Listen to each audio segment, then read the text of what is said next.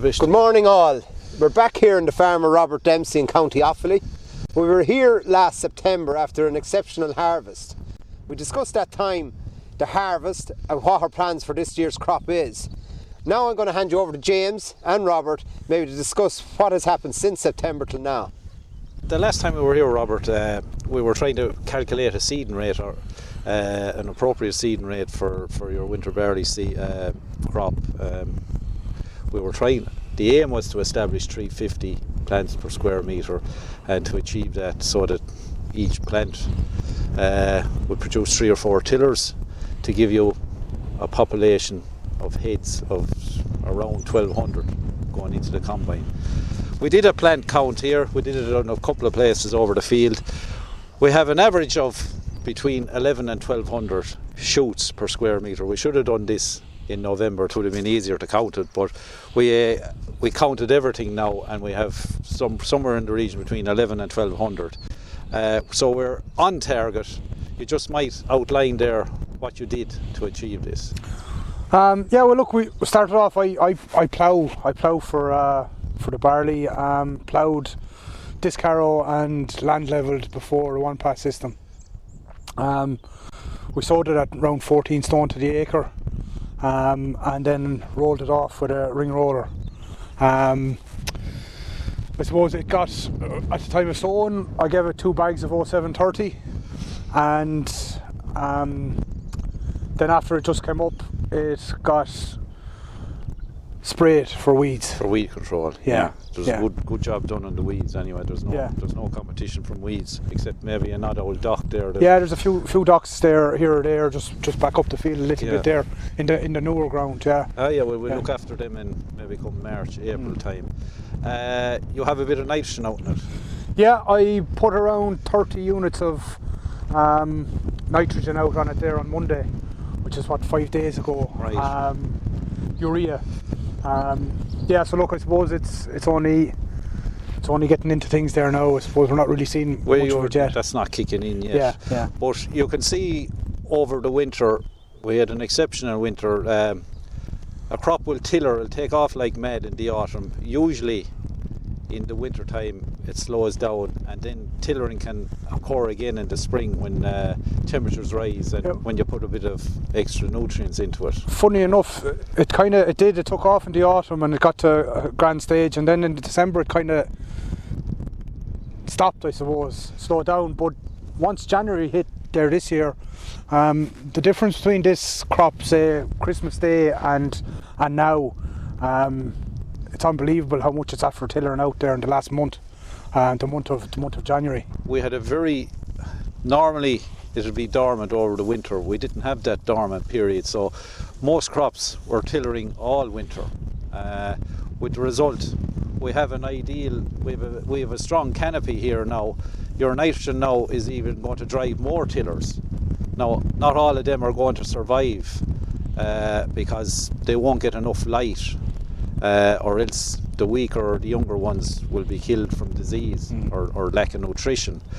But we have a good canopy here to work with. The only thing is now, because you're gone out early with nitrogen, you're going to grow more straw. Your crop, your straw is going to be taller, so you're going to have to be on the ball with plant growth regulation. And the other side of it is a strong thick canopy is that you're going to induce more disease pressure. Yeah. And you're probably looking at probably a T0 here to control disease, to protect all them tillers maybe by about early March. I suppose from where we are now till where do we go from here, I suppose? Well, from here, what you have here is you have a lot of tillers per plant. Now, not all them tillers are going to survive. Some of them are weak. So I would suggest you go out when temperatures rise a bit, to get milder next week, when the urea is starting to kick in, that you go with a bit of growth regulator and help break apical dominance and divert energy out to these weaker tillers so that more of them will survive to produce viable heads at harvest time. That can be done next week, which is probably the middle of February.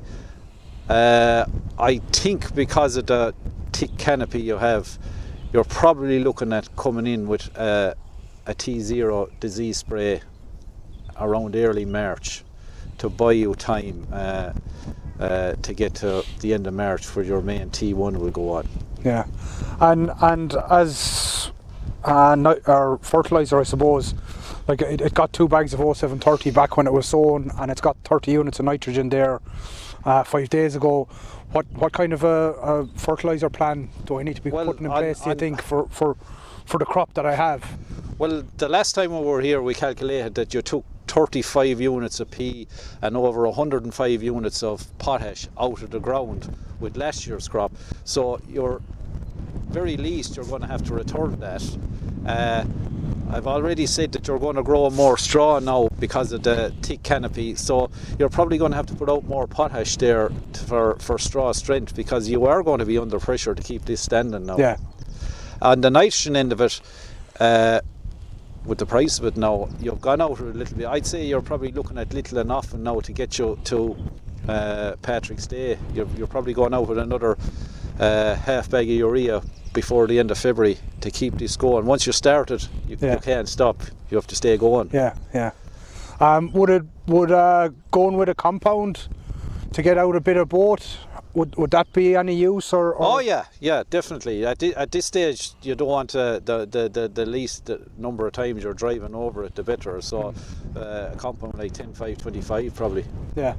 Get you 2 bags of 10-5-25 will give you an extra 50 units of potash. It'll get you nearly there, and as I say, it'll be only 20 units of nitrogen, which will keep it going, keep it ticking over. Yeah, what's the top level of nitrogen, considering we're after counting the number of plants that's in the field now? What kind of level of nitrogen do I need to be hitting to keep this crop going at that level to get the best out of it? I would imagine you'll be putting at least 150 units of nitrogen per acre on in total on. You'll have to keep your P and K levels up as well, because, as I say, there's going to be more straw, so there's going to be way more demand on potash to drive that straw. You're also going to be under pressure for trace elements as well, because they're going to be a serious drain out of the soil too. So you're going to have to consider an application of trace elements at least once, if not twice, in the spring. And they can be applied through the spray. Oh yeah, you can put them on with your T0. Yeah, you're after mentioning T0 here a couple of times. Can you maybe explain that a little bit more to me? I suppose I'm not really used to hearing that. I've heard it before. It should really be T1. Normally, a T1, which is treatment 1, a fungicide treatment on winter barley, goes on somewhere between Patrick's Day and the 1st of April. But because you have such a thick canopy here, you're going to be under pressure, disease pressure, that I don't think that you'll get that far, that you'll need fungicidal control to protect the canopy, protect those weak tillers. And if you want them to stay alive, you're going to have to mind them, because the disease will reduce your canopy size. Yeah, that's why you're talking about maybe a reduced rate prothioconazole. You're not going to be breaking the bank with it, with the spin, because it's the main T1 maybe around the 20th of March.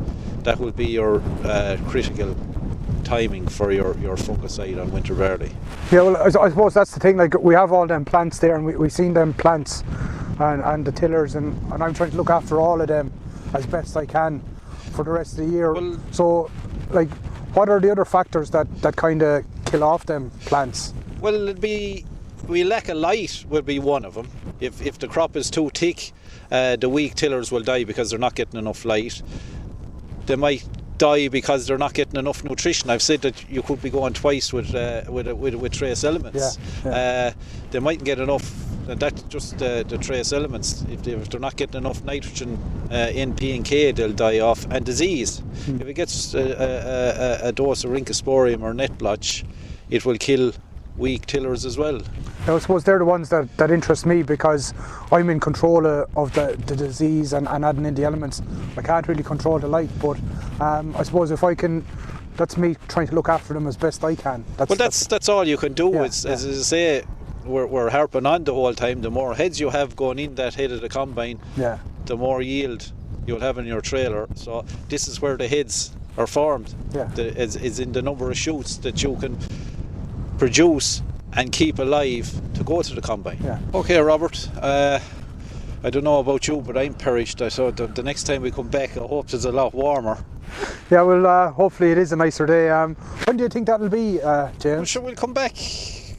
Like we're talking about heads going to the combine. We'll come back next May, and at that stage the crop will have headed out, and we'll know how many heads have actually survived, or shoots that have survived to produce viable heads that will go into the combine. Just hope it's a lot warmer than now. Thanks. Listen, Robert, thanks for your time. Yeah, thanks, James.